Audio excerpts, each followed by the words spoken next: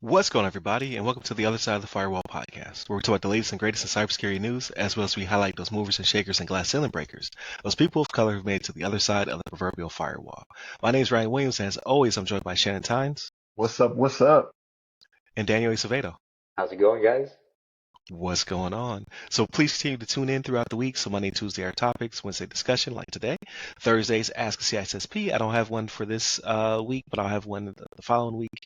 And then Fridays, everything else, movies, books, games, all that good stuff. But without further ado, I give it to Shannon. All right, everybody. So this article comes from federalnewsnetwork.com, written by the easiest name of the week, Justin Doubleday, right? So thank you, Justin. I didn't have to butcher your name this week like I did the other ones. I'm sorry for everybody else. But the title of this one is TSA proposes cybersecurity requirements for pipelines, railroad operators. So this is something we've come up with before, right? Like we've talked about the infrastructure of America and how easy it may be to get to it, right? We've done several of these articles, right? We talked about the water treatment plants, right? Colonial Pipeline was a big one, that we had. What was the one in Brazil with the food company? JBS? Yeah, JBS. JBS.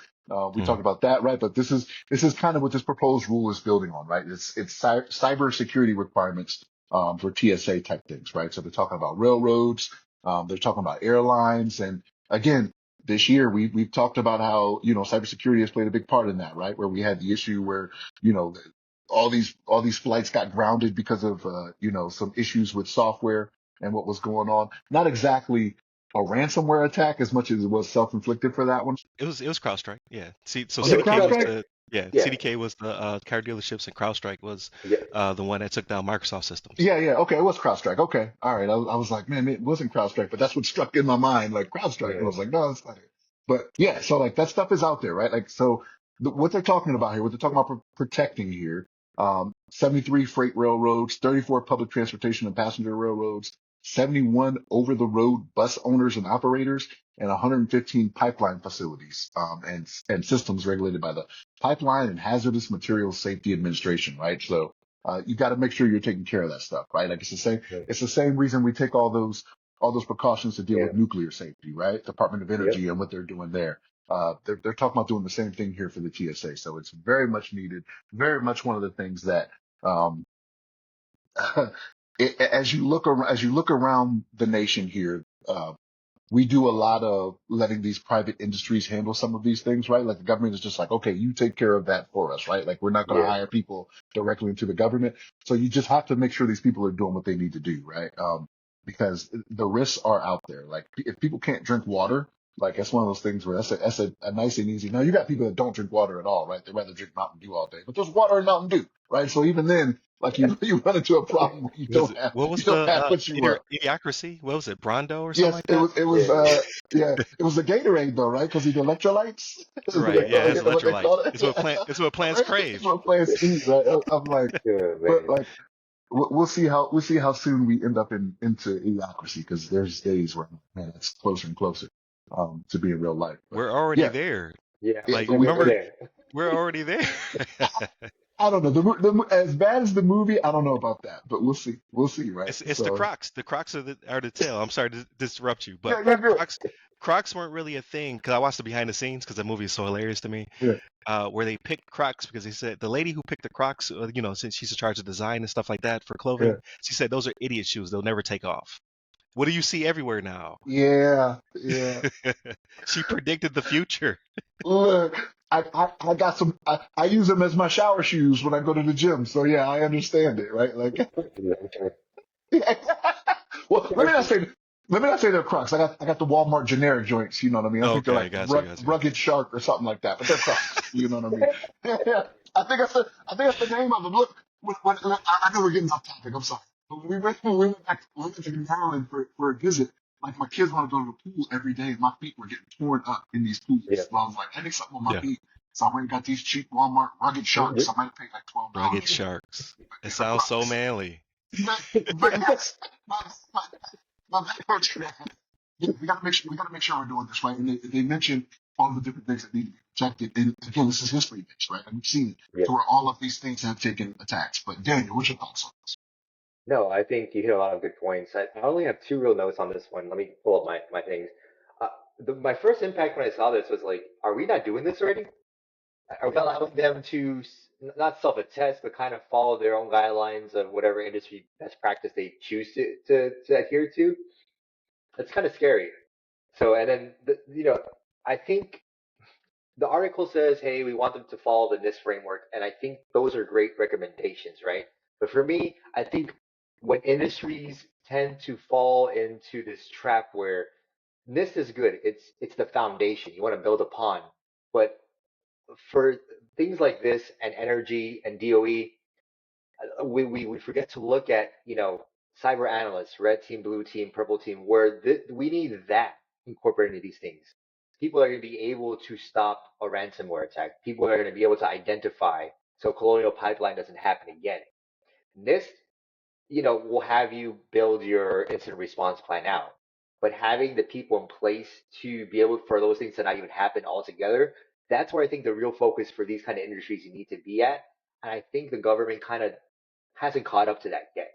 The private industry, funny enough, you say CrowdStrike, Mediant, these kind of companies, therefore leading in those sectors, but the government still falls too heavy on like compliance side. And I'm in that boat. Like I did that for 12, 15 years. I love it. I understand it. It puts me to sleep when I can't sleep at night because the nest is very dry. But and I've only scratched the surface, and I say scratch the surface very generously in my point on the blue and red teaming stuff. I do the hack the box. I do all those kind of things.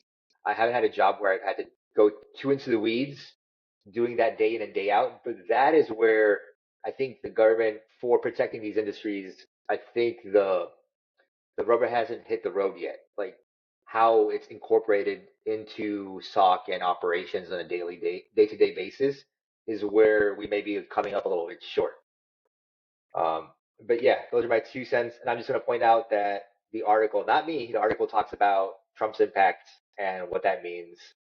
So I'm glad that I'm not the only one that's worried about that. But Ryan, what do you think? No, I think you guys are going down a really good path in this discussion. What always blows my mind, right? So like critical infrastructure always piques my interest whenever we talk about it, not only because of its ramifications to the nation, but just how small or I don't even want to say small, but how we don't have a lot of it. Like we're not big on mass transit, right? Outside of your major hubs like New York, DC, uh, I can't even think of any like Scranton, Ohio. I don't know. Like you see the outgoing president, you always see him on a train waving, right? That's like his thing. Um, I feel like I see railroads and railways everywhere I go. However, I rarely see trains running on them, right? We don't really use like we do use our systems. They're just not as robust as I thought they were. So it's both a pro and a con in my mind, right? Like it should be easier to protect because we don't have a lot of it. We're not a Europe or a China, where we're like transit is at scale like humongous. Um, but at the same time, now it's easier to target because they don't have to breach 1,000 systems. It's only 73 in this case. To disrupt us pretty bad, where we're not getting, goods from point A to point B because we rely on them so heavily to get our freight and things of that nature across country. So it just blows my mind how small yet impactful our roadways and railroads and things of that nature are in the states because this country is humongous, right? Like if you look at a map at scale, like to get from point A to point B, like if people who took that Oregon Trail in real life, that's ridiculous. That's why you got dysentery and cholera, right? Like that's that And died. And right and tried to take your oxen through the river instead of going around, right? Like got swept away. But I say all that to say, like, yeah, it's very impactful, and it's not a lot of it.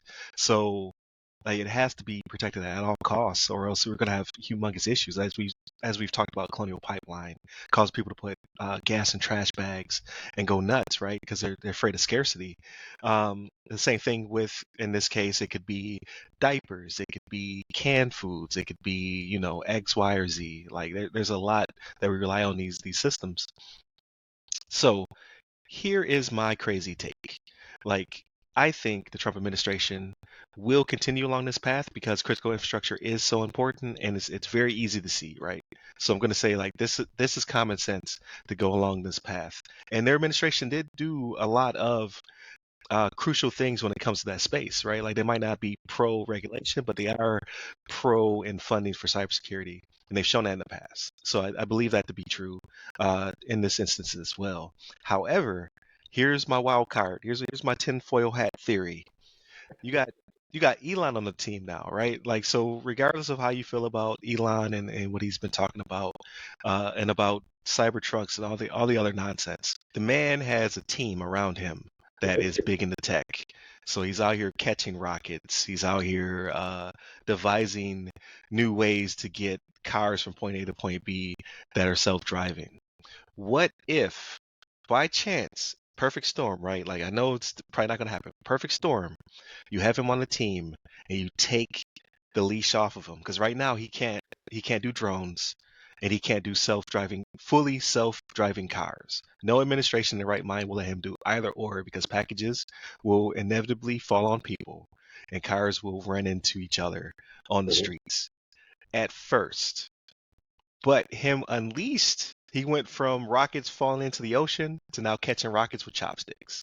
So 4 years later down the road, and now our uh, I think some trains are already driving themselves, um, or whatever you call a train moving. I don't know. I don't think you call it driving. But what if our freight is now driving itself?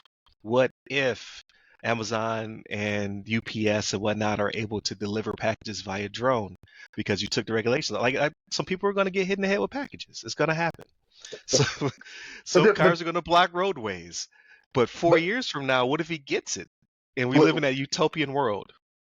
what about the derailments though? Like if it is happening to where it's happening on its own and there's no conductors on there, the Yeah. derailments we have up in Ohio, is that going to become a more common occurrence? First off, like even though it is Yep. going to happen, that stuff is going to happen first. Like the devastation from that is far reaching. The materials that are being moved are very Right. Hazardous toxic. waste and They're things like yeah, yeah, yeah. Yeah. But exactly. you would think you wouldn't give those first, right? Like you would ship dog food Yeah, first yeah.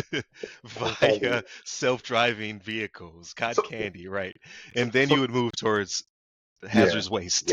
Yeah. You would think so. But to your point, so like I have a coworker, real quick. I have a coworker whose father retired from the railway system, right? And they have a very good retirement set up for them. Like they're very good in what they get in their Right. benefits, right?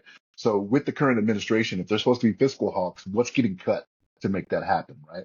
Like what's Oh, going to happen? Are some you're of not these getting a gold benefits? watch. Yeah, It's more than a gold. They like get more than a gold yeah. watch now, but like what I'm saying is that those benefits that they do get, and like the survivors benefit plan type thing that they have and everything, which we have in the military as well, right? Yeah. Like, does that stuff go away for you to make that happen and to invest more money into this? Oh, absolutely. When you put billionaires in charge of the way we do uh, business, like because U.S. is not about business, it's actually the government is set up to protect people. Its entire purpose is to protect people, their well-being, and things of that nature, right? To provide safety nets when necessary. But you put billions in the charge of it, it's going to be cut at all costs. So we're going to have robots uh, hauling freight in self-driving vehicles and drones, and all these people are going to not have jobs. However, um, we will live in the future at that point. So maybe there'll be a universal pay. People get paid to go plant gardens and trees. I don't know. I don't know what the future holds, Yeah. people. I'm just speculating. You potentially you're gonna get hit in the head with a can of beans, but eventually you're gonna get your packages same day via drone. Think about it. It's awesome. All right, you got to give something up in order to get these drone deliveries. I'm kind of for it. So I don't know. We'll see what the future holds. Though. All kidding aside, we'll see the next 4 years if we do make headways in this way, or like the bromance could falter the day after the inauguration, right? Like Elon might just go right back to doing SpaceX stuff. He might not be taking any part, right? Then he'll have to fly his drones in China because he's already doing the self-driving cars and stuff like that offshore. Other Yeah. countries will let him do it. The U.S. is like, nah, you're not doing that over here. So we'll see how all that works out in the very near future. Because 4 years is not a long time. Uh, like this past 4 years flew by. outside of the Yeah. pandemic. Yeah, right after the pandemic. So time stood still, and then boom, 4 years just flew by. So we'll see how that works out. But definitely continue to tune in throughout the week. Hit up all the websites that go by our name. Hit me up personally. I'm at Rai Security Guy on pretty much all the platforms, but LinkedIn's my bread and butter. And Daniel, where can they find you? You can find me on LinkedIn under my name, Daniel Acevedo. There it is. Stay safe, stay secure.